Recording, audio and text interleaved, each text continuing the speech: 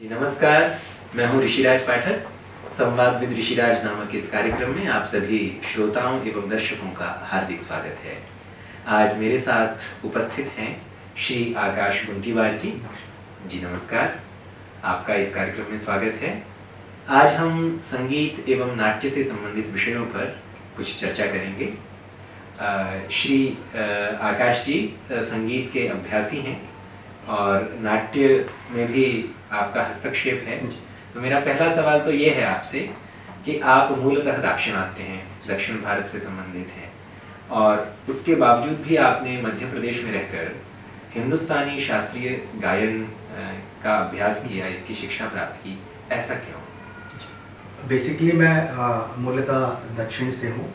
मेरे माता पिताजी यहाँ पर मध्य प्रदेश आए और मेरा जन्म यहाँ मध्य प्रदेश में हुआ और प्रारंभिक जो संगीत की शिक्षा है मेरी मध्य प्रदेश में ही हुई। मेरे गुरुजी जो डॉक्टर संतोष गुर्जर जी, उनसे मैंने गायन की प्रथम शिक्षा उनसे ली। इसके बाद मैंने अपना जो आगे का जो अध्ययन है वो संगीत में ही किया और अभी भी मैं वर्तमान में पंडित जयतीर्थ मेवुंडी जी हैं किराना घराना के, उनसे तालीम ले रहा हूँ। बहुत सुंदर जी। आपने संस्कृत नाटकों में संगीत निर्देशन किया है, तो आप अपने अनुभवों के आधार पर यह बताएं कि नाटक में संगीत निर्देशन करते समय हमें किन सिद्धांतों का ध्यान रखना चाहिए, किन बातों का ध्यान रखना चाहिए कि हमारा जो संगीत है वह नाट्य पर भारी ना पड़े। इसके लिए हमें क्या करना चाहिए? सबसे पहले तो जब भी हम किसी भी नाटक का संगीत निर्देशन कर रहे हैं तो हमें ये देखना चाहिए कि वो नाटक किस रस प्रधान है, किस रस में वो नाटक है। तो उस रस की पहले जैसे ही नाटक प्रारंभ हुआ तो नांदी है, तो नांदी किस रस में है, नांदी क्या कह रही है, किन ईश्वर का उसमें स्तवन है। महादेव है तो कौन सन के राग आप लेके उसमें वो कर सकते हैं। तो इस प्रकार से आप रागों का चयन करते हुए नांदी को आपने कंपोज किया, एक आपने राग को रख लिया। उसके बाद जैसे जैसे आप रूपक की तरफ बढ़ रहे हैं तो जैसी जैसी वहाँ पर स्थिति बन रही है तो उस हिसाब से आप रागों का चयन करेंगे। मतलब जो नाटक में रस है, जो भाव है, हम उसके अनुसार रागों के आश्रय से हम संगीत निर्देशन करेंगे। जी, तो बहुत सुंदर। रागों को रस के अनुकूल हम कैसे देख सकते हैं? क्योंकि जब हम राग सीखते हैं प्रायः शास्त्रीय संगीत में तो हमें राग सिखा दिया जाता है, हमें बता दिया जाता है कि ये इसका आरोह है, ये अवरोह है, इसकी पकड़ है, इसका चलन है, ये चंचल प्रकृति का राग है, ये गंभीर प्रकृति का राग है, ऐसा तो बताते हैं।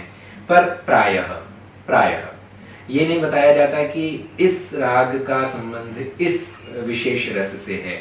तो इसके लिए आपका जो पिछला अनुभव रहा है या जो आपने अभ्यास किया है गुरुजनों के साथ बैठकर, उसके आधार पर आप ये बताएं हमारे दर्शकों को कि किस रस के साथ किस राग का संबंध हम मान सकते हैं। जी, मेरा ऐसा मानना है कि जो राग गायन है वो स्वरों के अनुपात से बनता है।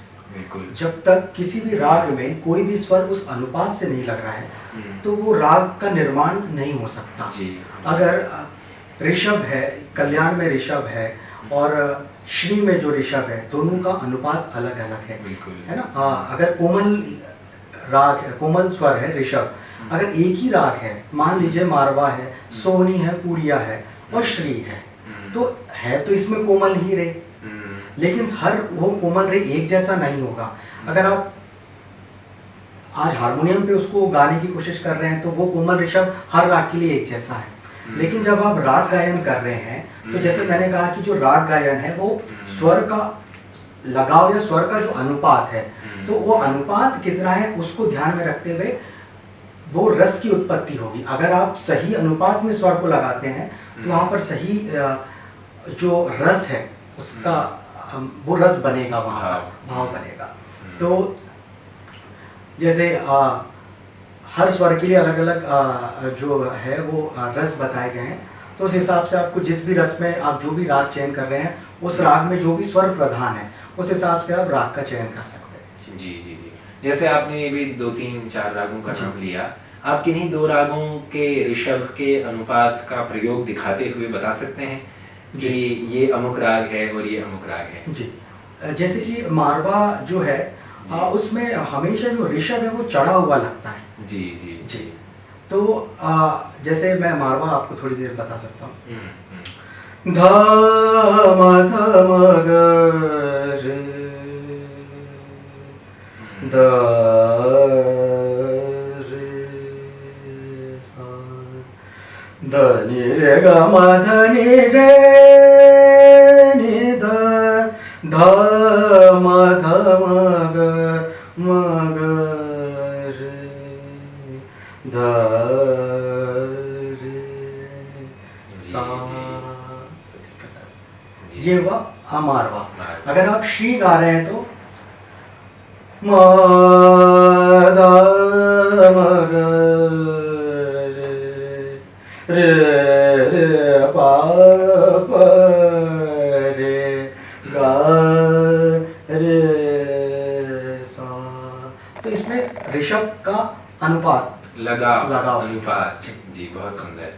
अच्छा, हम श्रृंगार रस के लिए कौन से राग ले सकते हैं? जी हाँ, श्रृंगार रस की जब भी बात हो रही है या आपको जब भी श्रृंगार रस के रागों का प्रयोग करना है तो मध्यम प्रधान जो भी राग है आप उसका चयन कर सकते हैं। जी। जैसे कि आप मध्यम जिस भी राग में वादी स्वर है, भीम पलासी हो गया, बागेश्वरी हो गया, तो इन सब रागों का प्रयोग कर सकते हैं। जी जी जी। ऐसे ही श्रृंगार का आपने जैसे बताया कि मध्यम प्रधान है। हास्य में हम क्या ले सकते हैं? हास्य में भी मध्यम आप ले सकते हैं। जी जी जी जी जी। और रौद्र रस के लिए? रौद्र रस के लिए आप धैवत और पंचम भी ले सकते हैं। जी जी जी। तो मतलब आपका ये मानना है कि हम किन्हीं जो रस विशेष हैं उनके लिए रागों को न चुनकर स्वर विशेष से हम रस को चुनें, या रस विशेष के लिए स्वरों से रागों का चयन करें।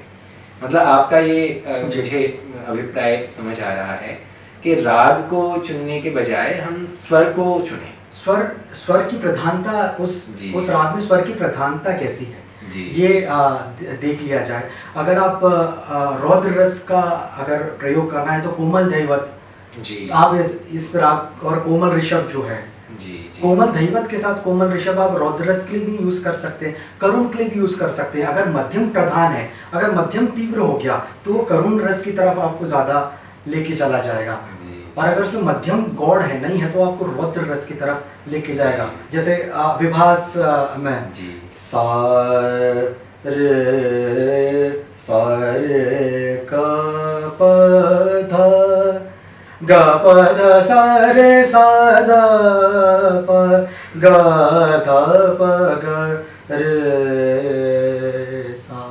ये रौद्र रस की तरफ आप जा सकते हैं।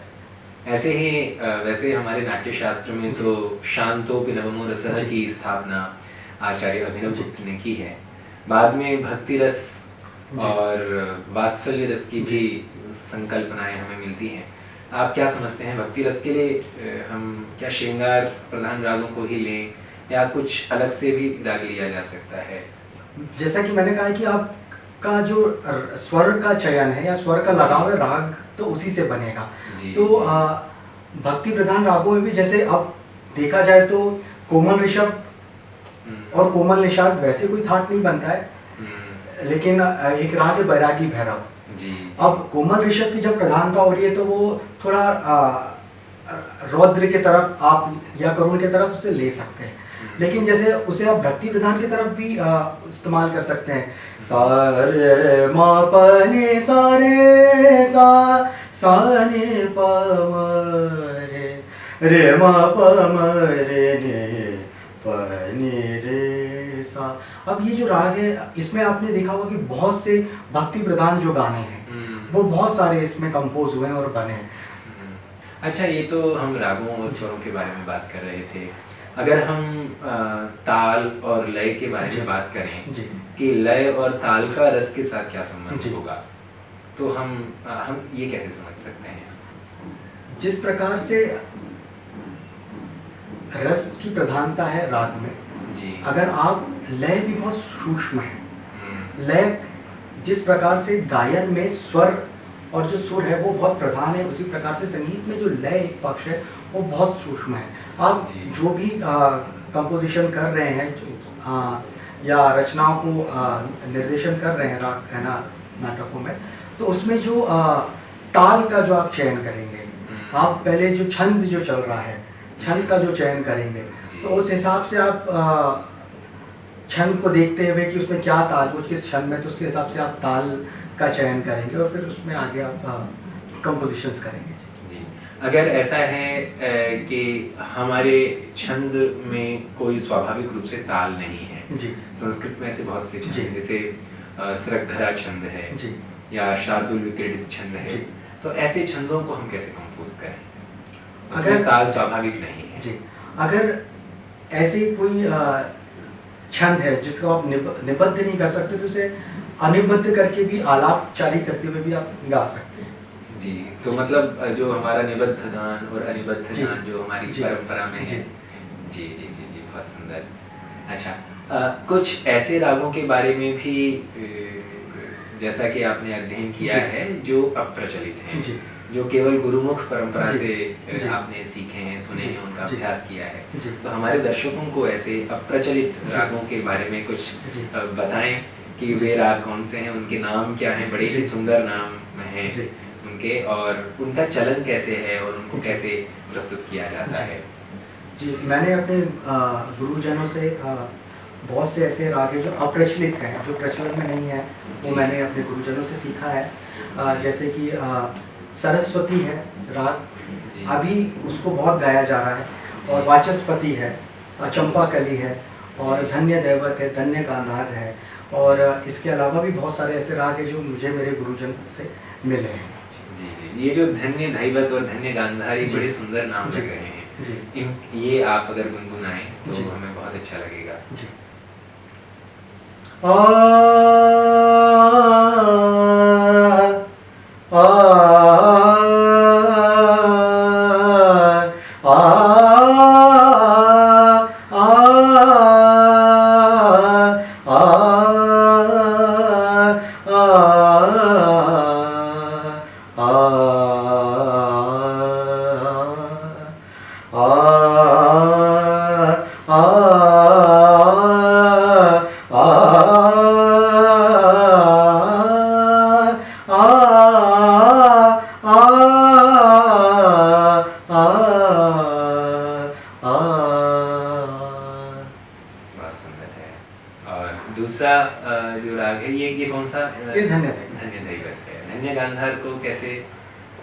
धन्य गांधार, दोनों गांधार का इसमें प्रयोग है। अभी जैसे आपने अभी जो मैंने धन्य दैवत गाया उसमें दोनों दैवत और दोनों ऋषभ का प्रयोग है। तो मतलब अगर दोनों स्वर लगेंगे तो उस स्वर को धन्य माना जाएगा, कुछ ऐसा भाव है? ऐसा नहीं कह सकते कि अगर किसी राग में ये तो ललित में भी दोनों बहुत सारे राग है, जैसे ललित में दोनों मध्यम पास पास में लग रहे हैं, तो वो भी मतलब दोनों निषाद के तो बहुत सारे दोनों निषाद के जोग हो गया आपका, मतलब बहुत सारे ऐसे राग हैं जो उसमें राग पास पास में लगते हैं, एक ही स्वर के दो रूप लग रहे हैं, लेकिन ऐसा उनको भी उन गुरुजनों को भी उनके गुरुजनों से प्राप्त हुई विद्या है, तो उनसे मुझे प्राप्त हुआ है। तो इसकी धन्यता मुझे लगता है कि कोई अनिर्वचनीय है जी, जो बहुत सुंदर चलन है कुछ ऐसा, मतलब वो जो उस राग का नाम इन्होंने रखा है वो उसकी धन्यता में कुछ विशेष बात है जो अभी हम व्याख्या नहीं कर पा रहे उसकी।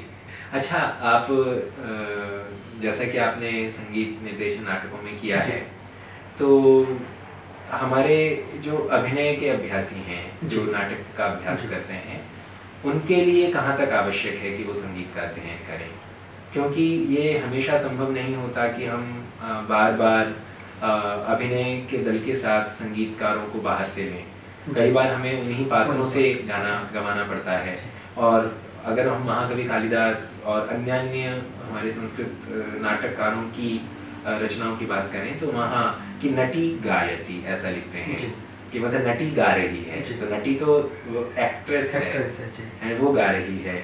और महाकवि कालिदास ने तो जो राजा दुष्यंत हैं विज्ञान शाकुंतलम के नायक, उनकी जो रानियां हैं, जैसे एक रानी है वसुमती, हंसपतिका, इन सब के माध्यम से संगीत का अभ्यास उन्होंने बताया कि वर्ण परिचयम करोति, है ना, अहो राग परिवाहिनी कीति, तो इससे लगता है कि जो नाटक में प्रैक्टिस कर रहे हैं, जो अभिनेता हैं, वो खुद गाना कर रहे हैं जी। तो ये आवश्यक हो जाता है कि हमारे जो अभिनेता हैं वो संगीत सीखें जी। पर वो किस प्रकार सीखें, किस अनुपात में सीखें, किस रूप में सीखें, क्या वो ख्याल गाना सीखें जी। इस विषय में क्या हम एक मानदंड हमारे विद्यार्थियों को दे सकते हैं जी। जैसा कि आपने प्रश्न किया है, तो जब नाट्य शास्त्र लिखा गया और जो उस काल में नाट्य शास्त्र के अभ्यासी थे या जो नाटक खेलते थे, तो उस समय उनके पास पर्याप्त समय था। वो हर कला में पारंगत होते थे, चाहे वो गायन हो, चाहे वादन हो, चाहे नृत्य हो, जो भी कला है, तो उनमें पारंगत होने के बाद वो नाटक खेलते थे। तो क्योंकि वो हर कला में, वो गायन कला में भी पारंगत थे, नृत्य में भी थे, वादन में भी थे, तो इसलिए वो जब वो नाटक खेलते थे वो और परिष्कृत होके और बहुत और उच्च स्तर का होके वो लोगों तक आता था। क्योंकि आज का समय ऐसा नहीं है कि आप हर कला को साध पाएं जी। हाँ, समय की आपके पास अल्पता है। तो ऐसे अल्प समय में आपको फिर भी कम से कम 3 से 4 साल तक तो अभ्यास एक विधा का होना चाहिए मेरे हिसाब से। ये मुझे ऐसा लगता है कि आप एक सही में नाट्य शास्त्र को लेके अभिनय कर रहे हैं, तो क्योंकि अगर मान लीजिए आपको नाट्य शास्त्र का आप अध्ययन कर रहे हैं या उस नाट्य शास्त्र मतलब शास्त्रीय तरीके से मंचन करना चाहते हैं, तो आपको शास्त्रीय नृत्य के बारे में भी उतना अनुभव होना चाहिए और शास्त्रीय गायन के बारे में भी और उस प्रकार से आपको वादन का भी होना चाहिए। अगर आप गायन करते हैं तो आपको वादन, आपका गायन करते करते आपको बहुत सारी चीज़ें वादन की आ जाएगी, क्योंकि आप गायन कर रहे हैं तो आप एक लय बना रहे हैं, तो उसको लय का आपको अभ्यास होगा और बहुत सारे राग ऐसे हैं, ताल ऐसे हैं, तो जो आपको सीखना पड़ेगा। तो प्रारंभिक विद्यार्थी को सबसे पहले स्वर ज्ञान हो गया, अलंकार हो गए, अलंकार होने के बाद कुछ रचनाएं हैं। अब मेरा ऐसा विचार है कि अगर जो ख्याल गायन में हम बंदिशें गाते हैं, अगर हम नांदी को ही बंदिश की तरह रख लें, उनको रख लें और उनका गायन करें, तो ये भी एक बहुत अच्छा हो सकता है कि वो एक शास्त्रीय तरीके से, उनको संस्कृत की नांदी हो गई, उसे राग गायन के हिसाब से उसको आप आलाप कर सकते हैं, उसमें थोड़ा सा तान पक्ष कर सकते हैं। तो यही आपकी जो राग में ही गाएं, वो राग में ही गाएं, बंदिश के स्थान पर आप नांदी ले लीजिए। और दूसरी, क्योंकि सब ईश्वर स्तुति है, चाहे वो आप नांदी ले लीजिए, भरत वाक्य ले लीजिए, तो क्योंकि हम भी जो ख्याल गायन करते हैं उसमें ईश्वर स्तुति होती है, महादेव देव महेश्वरा। तो ये इसी प्रकार से आप नांदी जो है, त्वाम पातु लक्षणाढ्य, तो ये सब ऐसी नांदी आप लेके उसको, जैसे हम ख्याल में बंदिशें गाते हैं, द्रुत बंदिशें, तो उस हिसाब से आप उन बंदिशों को कंपोज करके कर सकते हैं, तो उसमें आलाप तान करके कर सकते हैं। तो इससे क्या होगा कि आपका जो नांदी है वो भी तैयार हो जाएगी और वो राग पर आधारित तैयार हो जाएगी, भरत वाक्य हो जाएगा। तो आपका इसमें क्या हुआ, एक संगीत सीखना भी हो रहा है, नाटक भी सीखना हो रहा है, संस्कृत भी सीख रहे हैं, तो ये उच्चारण भी आ रहा है। जी जी, छंद भी सीखेंगे। जी जी। और अगर आप नृत्य को करते हैं तो नृत्य और अभिनय एक ही है।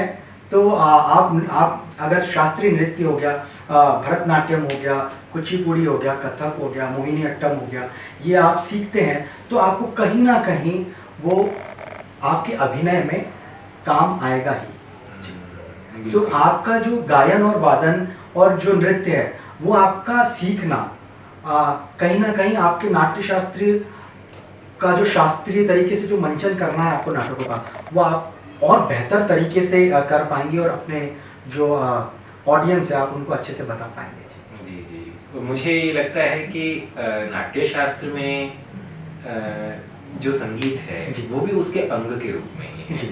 जैसा कि भरत मुनि ने प्रारंभ में कहा है ना, जग्राह पाठ्यम ऋग्वेदा सामभ्यो गीतमेव च। तो सामभ्यो गीतमेव च किस लिए? नाटक के लिए। तो नाट्य शास्त्र में जो संगीत का जो वर्णन है वो इसीलिए ही है। तो संभवतः उस समय भी इसी रूप में ही संगीत सीखा करते रहे होंगे लोग। अच्छा, आपका जो संस्कृत नाटकों में संगीत निर्देशन का अनुभव रहा है वो हमसे साझा करें जी, कि वो कैसा आपको लगा संस्कृत में?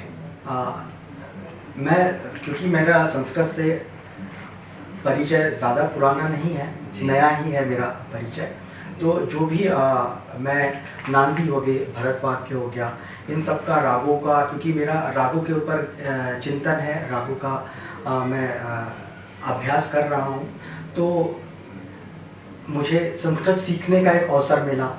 संस्कृत नाट्यशास्त्र अनुसंधान केंद्र में आने से मुझे संस्कृत सीखने का अवसर मिला, संस्कृत को और जानने के लिए मिला। नाट्यशास्त्र पंचम वेद जो कहा गया उससे मेरा परिचय हुआ। इसके अलावा जो रागदारी जो मैंने सीखी है, क्योंकि हिंदुस्तानी शास्त्रीय गायन जो है उसमें आज देखा जाए तो प्यूरेस्ट फॉर्म नहीं है। मुगलों का शासन हुआ और ये सब चीज़ें जो आक्रमणता हुई, तो उस वजह से जो प्राचीन समय से जो ध्रुपद चले आ रहे हैं, जो प्राचीन रचनाएं चली आ रही हैं, आज वैसी नहीं है, लेकिन उस स्तर पर नहीं है जैसे प्राचीन हुआ करती थी। जैसे कि दक्षिण में संगीत है तो वो वहाँ के जो शास्त्रीय संगीत है तो वो त्यागराजा की कृतियाँ, पुरंदरदास की, इन सब की कृतियाँ गाते, तो वहाँ पर अभी भी प्यूरेस्ट फॉर्म है। तो यहाँ पर ख्याल गायन में ऐसा नहीं है, अभी थोड़ा बहुत सारी चीज़ें चेंज हुई है, लेकिन फिर भी बहुत हद तक है, मतलब पुराना जैसा हो रहा है। बंदिशों में मुगल जो है आ गया है, मोहम्मद शाह और मोहम्मद जी जो रचनाकार हुए हैं, उन सब रचनाकारों के नाम आ गए, लेकिन प्राचीन जो रचना है उसमें पुरंदरदास, विट्ठल, इन सब का वर्णन है। तो राग जो मैंने अपने गुरुजनों से सीखे उस पर मैं अभी कार्य कर रहा हूँ कि मैं भरतवाक्य और जो नांदी है उसे, उस प्राचीन राग जो हैं और जो अप्रचलित राग हैं, तो मैं अभी उसको नांदियों को जो मेरे संपर्क में नाटक आते जा रहे हैं, तो मैं उसको एकत्र करके उसमें भरतवाक्य और नांदी और बीच की भी जो मतलब उसका संगीत है उस हिसाब से उसको मैं कर रहा हूँ कि वो शास्त्रीय तरीके से जो राग में निबद्ध हो, तो मैं उसको ऐसा कर रहा हूँ कि ऐसा काम हो। जी जी जी, बहुत सुंदर। अच्छा, आप ने अभी जिक्र किया कि जो हिंदुस्तानी शास्त्रीय संगीत है उसमें कुछ मिश्रण है जी, और जबकि दाक्षिणात्य संगीत में ऐसा नहीं है, तो क्या इस मिश्रण को हम दक्षिण भारत के संगीत के साथ मिलाकर इसकी शुद्धता को देख सकते हैं, इसकी शुद्धता को चिन्हित कर सकते हैं कि ये इस रूप में शुद्ध है और इस रूप में मिलावट है? अभी जैसे आपने जो नाम बताए उसमें लग रहा है कि साहित्य दूषित है ना, और अगर हम साहित्य को हटा दें तो स्वरों या स्वरों के गान प्रकार में भी कुछ ऐसा मिलावट का भाव लगता है आपको? मिलावट तो नहीं, ऐसे मिलावट नहीं कह सकते, लेकिन ये कह सकते कि तरीका अलग है। हाँ, स्वर लगाव का तरीका अलग है, रागों का चयन अलग है, उनके पास मोहनम है और शंकरभरणम है, बहुत सारे ऐसे राग हैं। हमारे पास भी वही राग है, लेकिन गाने के तरीके अलग हैं उनके। जैसे मुझे ये लगता है कि हमारे यहाँ रागों के नामों में जो परिवर्तन हुए वो जैसे मियाँ की तोड़ी है ना, तो मियाँ जैसे शब्द है ना, वो बाह्य प्रभावों से है ना, तो इसमें स्वर तो वही है जी, या आप और भी कुछ इसमें परिवर्तन मानते हैं?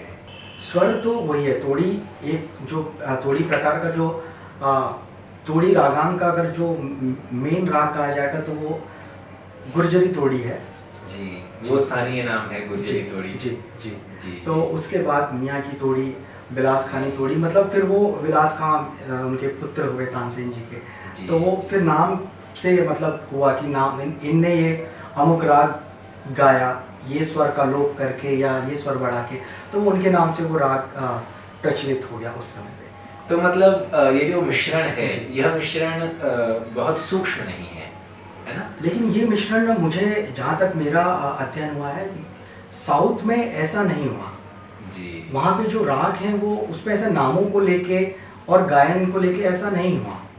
वहाँ पर जो राग है वो प्योरेस्ट फॉर्म में है, अपने शुद्ध रूप में है जी। उस हिसाब से अगर ये कहा जाए कि हमारा नाट्य शास्त्र या हम उसके जो नए प्रयोग कर रहे हैं वो जो दाक्षिणात्य पद्धति है उसके आधार पर करें तो ज़्यादा ठीक है, क्योंकि दाक्षिणात्यों का ये मानना है, वे इस रूप को मानते हैं कि उनका संगीत शुद्धतम संगीत है। तो आप क्या समझते हैं कि हम अगर उत्तर भारतीय संगीत का प्रयोग कर रहे हैं तो क्या वो प्राचीन परंपरा के अनुसार ही होगा? अगर देखिए आज की परिप्रेक्ष्य में देखा जाए तो आपको वर्तमान समय में जो चल रहा है उस हिसाब से चलना पड़ेगा कि आज जो राग प्रचलित है और आज जो आपको कहीं भी राग का अगर प्रयोग करना तो आपको किसी गुरु से विद्या लेनी पड़ेगी। तो आप जिस गुरु से विद्या ले रहे हैं वो आपको किस अंग से सिखा रहे हैं, वो किस घराने से ताल्लुक़ रख रहे हैं, वो कैसी गायकी सिखा रहे हैं। अगर आप कर्नाटक या साउथ रीजन में जाके उसको शिक्षा लेते हैं तो आप वहाँ की राग और वहाँ का जो पूरा शास्त्रीयता है उसके आधार पर काम करेंगे, और अगर वो यहाँ के आप कर रहे हैं उत्तर भारतीय तो आप उस हिसाब से लेंगे। दोनों मैं मानता हूँ कि हस्तक्षेप हुआ है लेकिन वो भी अपनी एक हद तक है जी। लेकिन आज भी हम वो श्री जो शिव जी के मुख से है आज भी वो राग गा रहे हैं, शुद्ध राग भी है, ऐसा नहीं है। जैसे जैसे समय आता गया तो ठीक है, प्रभाव उनका आक्रमण हुआ मुगलों का, ऐसा मानते हैं, हुआ ही है तो हुआ भी है, तो उन्होंने रागों का अस्तित्व नहीं मिटा दिया। कल्याण कल्याण ही है। आपने चाहे उसे आप यमन कह रहे हैं, ईमन कह रहे हैं, ऐमन कह रहे हैं, ये जो नाम हुए मुगलों के द्वारा हुए, लेकिन आज भी कल्याण नहीं मिटा है, कल्याण अपनी जगह ही है। तो आप नाम चेंज हो सकता है लेकिन गायन जो नाम भी चेंज हो लेकिन कल्याण कल्याण ही रहा। नीरेगामा धनी सा सानी दा मूल रूप खंडित नहीं। अच्छा, हम संगीत परंपरा में राग सीखते हैं या गायकी सीखते हैं? ये एक बहुत महत्वपूर्ण प्रश्न है। मेरे हिसाब से गायकी सीखते हैं जी। गायकी में राग आ जाता है, राग में गायकी आती है।